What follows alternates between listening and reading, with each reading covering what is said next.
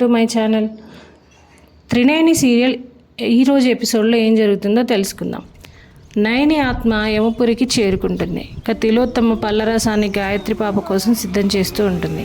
వల్లభ వచ్చి, నువ్వు సూపర్ అమ్మ, పాపని బాగా చూసుకుంటున్నావు అంటే, నేను పునర్జన్మలో ఉన్న గాయత్రి అక్కని జాగ్రత్తగా చూసుకోవడం కాదు, ఈ జన్మలో కూడా తన ప్రాణాలు నేనే తీస్తానని జ్యూస్లో ప్రాణాంతక రసాయనం కలిపానని చెప్తుంది తిలోత్తమ. వల్లభ షాక్ అయిపోతాడు. సుమన వస్తే తనకి ఇవ్వు, పాపకి తాను తాగిస్తుందని చెప్తాడు. నేను ఇవ్వను అని సుమన అంటే విక్రాంత్ దగ్గర మార్కులు కొట్టేయొచ్చని, ఆస్తిలో కూడా కలిసి వస్తుందని చెప్పడంతో సుమన పాప కోసం జ్యూస్ తీసుకుని వెళ్తుంది. నయని యమధర్మరాజు దగ్గరికి వెళ్తుంది. చిత్రగుప్తుడికి నయని గురించి చెప్పమని అంటాడు యముడు. నేను ఎక్కడికి వచ్చాను అని అడుగుతుంది నయని. యమపురికి వచ్చి ఎక్కడికి వచ్చాను అని అడుగుతావేంటి అంటాడు యముడు. నేను యమలోకం వచ్చానా స్వామి, నాకు గండం ఉందని తెలుసు, కానీ దాన్ని తప్పించడానికి విశాలాక్షి అమ్మ అండ ఉందని కూడా తెలుసు.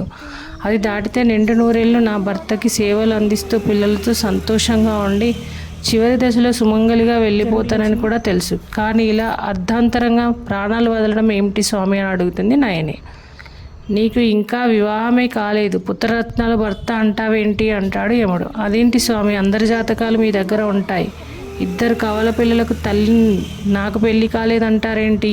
నేను నిజం చెప్తున్నా స్వామి, మా తాతయ్య శంకర శాస్త్రి గారు నేను సంపూర్ణ ఆయుష్తో ఉంటానని చెప్పారు. ఆయన జాతకం రాస్తే తిరిగే ఉండదు. అదీ కాక నేను నిత్యం అమ్మవారి భక్తురాల్ని. నేను కైలాసంలో ఉండే అమ్మవారిలో ఐక్యమవుతాను, కానీ ఇలా ఎక్కడికి వస్తాను అంటుంది. ఇక్కడికి ఎలా వస్తాను అంటుంది నయని. నువ్వు పాపములు చేయలేదు, అసత్యం చెప్పడమే పెద్ద పాపం, నీకు ఎంత పెద్ద శిక్ష వేసినా తప్పు లేదు, ఎవరెక్కడ అంటాడు యముడు. ప్రభు క్షమించండి, మీకు నిజం చెప్పాలి, మీరు నా ప్రాణం తీయను అని ముందు హామీ ఇవ్వాలి. ప్రభు, ఈ పుణ్యవతి చెప్పింది అక్షర సత్యం, తన వివాహం అయింది, 2 పిల్లలున్నారు అని చెప్తాడు చిత్రగుప్తుడు. అవునా, నేనే పొరపడ్డానా? లేదు, ఈ యమపాశం ఖచ్చితంగా త్రినేత్రి ప్రాణాలు తీసుకుని వచ్చును అంటాడు యముడు. స్వామి, నా పేరు త్రినేత్రి కాదు, త్రినయని అంటుంది నయని. మహాప్రభు, ఇంకా నేను నిజం దాస్తే మీరు నన్ను నూనెలో వేయించెదరు.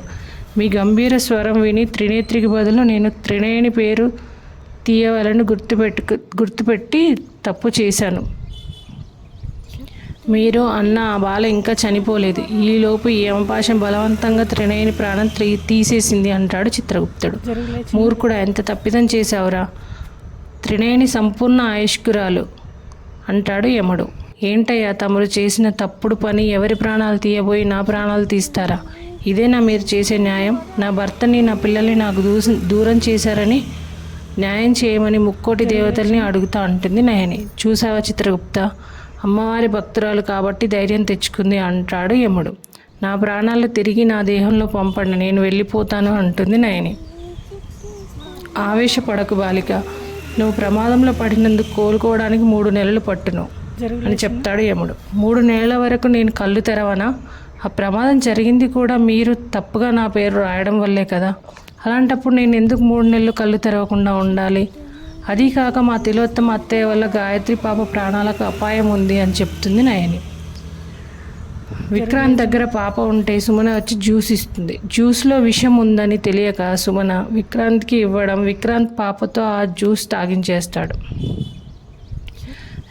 నయని వెంటనే నేను వెళ్ళాలి అంటుంది. నీ ప్రాణాలు తిరిగి నీ దేహానికి ఇచ్చినా నువ్వు లేవలేవు అంటాడు యముడు. ఇక మేము చేసిన తప్పునకు మేమే నీకు మేలు చేస్తామని చెప్పి త్రినయనిలా ఉన్న త్రినేత్రిని నయనికి చూపిస్తారు. నీ కలలో కనిపించింది తనే అని చెప్తారు. దాంతో నయని గండం త్రినేత్రికి ఉంటే నాకు అని భ్రమపడ్డానా అని అంటుంది. త్రినేత్రి ప్రాణాలు అమ్మవారిలో ఐక్యం కావాలని ఉందని, త్రినేత్రి ప్రాణాలు తీసి అందులోకి నీ ఆత్మని పంపిస్తానని అంటారు. లేదంటే 3 నెలలు కోమాలోనే ఉండాల్సి వస్తుందని అంటారు. దాంతో నయని దేహం ఏదైనా పర్లేదు, త్రినేత్రి దేహంలోకి వెళ్తానని చెప్తుంది. అయితే ఓ షరతు, పునర్జన్మలో ఉన్న ఆ పాపకి అయిన గాయత్రీదేవికి అయినా నీ చెయ్యి తాకినప్పటి నుంచి 3 గంటలు మాత్రమే నువ్వు నయని అని తెలుస్తుంది. మిగతా 21 గంటలు నువ్వు త్రినేత్రిలానే ఉండి నీ కుటుంబాన్ని కాపాడుకోవాల్సి ఉంటుంది. ఈ రహస్యం ఎవరికైనా చెప్తే 3 నెలల తర్వాత నువ్వు నీ దేహాన్ని కూడా ఆశ్రయించలేవు బాలిక. ఇది యమపురి శాసనం అంటాడు యముడు. ఎవరికీ చెప్పను, నన్ను నా వాళ్ళ దగ్గరకు చేర్చండి స్వామి అని వేడుకుంటుంది నయని. యముడు ఆత్మని పంపిస్తాడు. మరోవైపు పాప జ్యూస్ తాగను అని తల అడ్డంగా ఊపితే అది విక్రాంత్ తీసుకుని తాగిస్తాడు.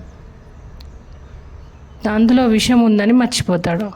తర్వాత అందులో విషం ఉందని గుర్తొచ్చి వాంతులు చేసుకోవడానికి పరుగులు పెడతాడు. దాంతో ఇవాళ ఎపిసోడ్ పూర్తవుతుంది.